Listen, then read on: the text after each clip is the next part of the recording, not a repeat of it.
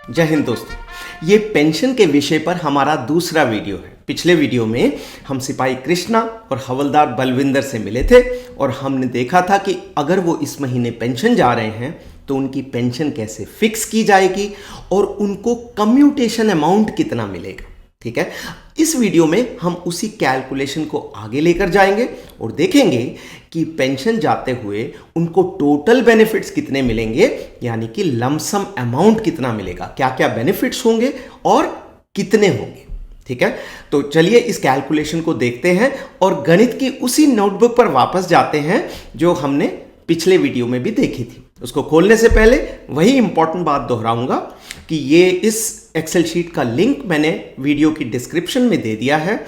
अगर आपके पास कंप्यूटर है तो आप उस एक्सेल शीट को डाउनलोड कर सकते हैं। फ़ायदा ये होगा कि उसके अंदर कैलकुलेशन की हुई है, उसके अंदर आप अपनी बेसिक पे और लेटेस्ट डीए परसेंटेज डालेंगे तो सारी की सारी कैलकुलेशन अपने आप हो जाएंगी, आपके पास फाइनल अमाउंट निकल कर आ जाएगा। अगर कंप्यूटर नहीं है तो कोई बात नहीं, आप मोबाइल फ़ोन के ऊपर स्क्रीनशॉट लीजिए और डायरी में उसको कैलकुलेट कर लीजिए। तो ये खुल गई गणित की नोटबुक आपकी स्क्रीन के ऊपर और ये है पेंशन बेनिफिट्स की कैलकुलेशन सिपाही कृष्णा की, जो कि आप पिछले वीडियो में देख चुके हैं कि उनकी एज है 40 इयर्स 40 साल और उनकी सर्विस है 19 साल।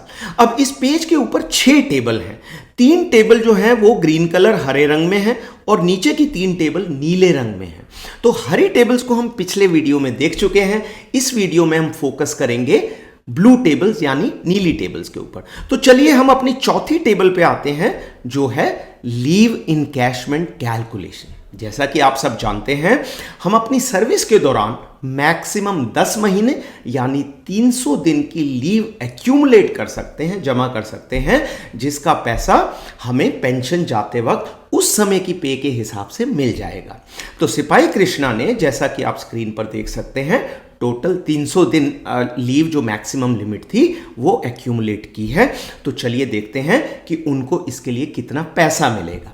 और लीव इनकैशमेंट में सबसे इंपॉर्टेंट बात यह है कि लीव इनकैशमेंट को कैलकुलेट करते हुए मिलिट्री सर्विस पे को नहीं लिया जाता है।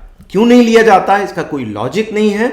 अगर मुझसे पूछिए तो वो भी होनी चाहिए इस कैलकुलेशन में, क्योंकि मिलिट्री सर्विस पे भी एक प्रकार की पे ही है, पर सरकार का आदेश है। तो चलिए उसी के हिसाब से हम अपनी कैलकुलेशन करते हैं। पहली लाइन के अंदर हमने कृष्णा की बेसिक पे डाल दी है जो कि है 37,200 रुपए। एमएसपी नहीं लेंगे। डीए परसेंटेज 53%, तो डीए आ गया, हमने 37,200 को डीए 53% से गुणा कर दिया तो उनका डीए आ गया 19,716 रुपए। तो लीव इनकैशमेंट की कैलकुलेशन के लिए उनकी पे आ गई 56,916 रुपए। और नंबर ऑफ मंथ्स उन्होंने जो एक्यूमुलेट किए हैं 10, हमने 56,916 को 10 से गुणा कर दिया तो उनका टोटल लीव इनकैशमेंट जो उन्हें मिलेगा वो होगा 5,69,160 रुपए। तो ये सिपाही कृष्णा को पेंशन जाते हुए मिल जाएगा। तो ये तो हो गई पहली कैलकुलेशन लीव इनकैशमेंट की। अब उससे नीचे के टेबल पे आते हैं और देखते हैं कि ग्रेचुइटी कैसे कैलकुलेट होगी। पहली बात तो ग्रेचुइटी है क्या? तो ग्रेचुइटी जो है ये इंडियन लॉ के अंदर एक प्रावधान है कि ये एम्प्लॉयर अपने एम्प्लॉय को एक लंबी सर्विस का इनाम देगा जब भी वो एम्प्लॉय वो नौकरी 5 साल या उससे ऊपर करके नौकरी से जाएगा। ठीक है, तो क्योंकि सिपाही कृष्णा 19 साल की नौकरी करके जा रहे हैं तो उनको ग्रेचुइटी मिलेगी। अब इंपॉर्टेंट बात यह है कि सैनिकों के लिए एक और इंपॉर्टेंट रूल है जो कि सिविलियंस के लिए नहीं है, और वो रूल इसलिए है क्योंकि सभी जवानों की जो नौकरी होती है वो सिविलियन से बहुत कम होती है। ठीक है, तो इसलिए ये प्रावधान रखा गया है कि ग्रेचुइटी की जब कैलकुलेशन की जाएगी तो उसमें 5 साल की वेटेज जोड़ दी जाएगी। 5 साल की वेटेज को जोड़ दिया जाएगा। कंडीशन सिर्फ ये है कि वेटेज जोड़ने के बाद टोटल सर्विस 33 साल से ऊपर नहीं आनी चाहिए और टोटल ग्रेचुइटी अमाउंट 25 लाख से ऊपर नहीं जाना चाहिए। तो देखते हैं अभी कैसे करेंगे कृष्णा के केस में। तो उनकी टोटल सैलरी कितनी थी डीए और एमएसपी मिलाकर? 64,872 रुपए। सर्विस 19 साल। अगली लाइन में जो मैंने लिखा है वो है वेटेज। जैसा कि मैंने बताया, उस 19 साल में 5 साल और जोड़ दी जाएगी, जो कि हमारी कम सर्विस का एक मुआवजा है एक तरह से गवर्नमेंट की तरफ से। टोटल सर्विस 19 में हमने 5 को जोड़ दिया, 24 साल। अगली लाइन के अंदर हमने ग्रेचुइटी कैलकुलेट की, ग्रेचुइटी का पीरियड कितना है। तो रूल ये है कि ग्रेचुइटी मिलती है हर साल की सर्विस के लिए आधे महीने की पे। तो 24 साल की सर्विस थी, कृष्णा की वेटेज मिलाकर उसको हमने यहां 2 से डिवाइड कर दिया, आ गया 12 महीने। 12 महीने की ग्रेचुइटी निकालने के लिए हमने उसकी 1 महीने की सैलरी यानी 64,872 को 12 से गुणा कर दिया, तो उसकी टोटल ग्रेचुइटी आ गई 7,78,464 रुपए। ठीक है, अब आते हैं नेक्स्ट टेबल में, जिसके अंदर हमने सारे बेनिफिट्स लिख दिए और उनको जोड़ दिया है। तो पहला जो लाइन है वो है AFPP फंड, यानी arm forces personal provident fund. तो ये जो है सिपाही कृष्णा का अपना पैसा है। मैंने इसमें एज्यूम किया है, माना है कि उन्होंने अपनी नौकरी में 5 लाख रुपए AFPP फंड में जमा किया है। दूसरी लाइन AGIF। अब आप सबकी पे स्लिप में से AGIF कुछ पैसा काटता है। आज की डेट में वो पैसा PBOR के लिए है 5,000 रुपए, जिसके बदले में आपको 50 लाख रुपए का इंश्योरेंस मिलता है। तो वो इंश्योरेंस का जो आपका पैसा है, वो अगर डेथ हो जाती है तो फैमिली को 50 लाख रुपए मिल जाते हैं, पर अगर पेंशन जा रहा है जैसे कि सिपाही कृष्णा के केस में है, तो उसको जाते समय जितना भी अमाउंट जो उसने जमा किया है AGIF में अपनी नौकरी के दौरान, वो एक AGIF की टेबल होती है, उस टेबल के हिसाब से उसको वापस मिल जाता है। इस टेबल के बारे में भी हम डिटेल में जानेंगे जब हम AGIF के ऊपर वीडियो करेंगे, पर अभी के लिए मैंने ये एज्यूम किया है, माना है कि उनको AGIF मैच्योरिटी अपने 19 साल के जो डिपॉजिट हुए हैं उनके हिसाब से 4 लाख रुपए मिलेगी। लीव इनकैशमेंट हमने ऊपर कैलकुलेट किया है 5,69,160 रुपए। ग्रेचुइटी अभी अभी हमने कैलकुलेट किया है 7,78,464, और कम्यूटेशन अमाउंट जो हमने कल कैलकुलेट किया था जो कि है 11,56,248 रुपए। तो टोटल पैसा लमसम जो सिपाही कृष्णा को मिल रहा है वो पैसा आ जाएगा 34,03,872 रुपए। तो ये थी सिपाही कृष्णा की कैलकुलेशन।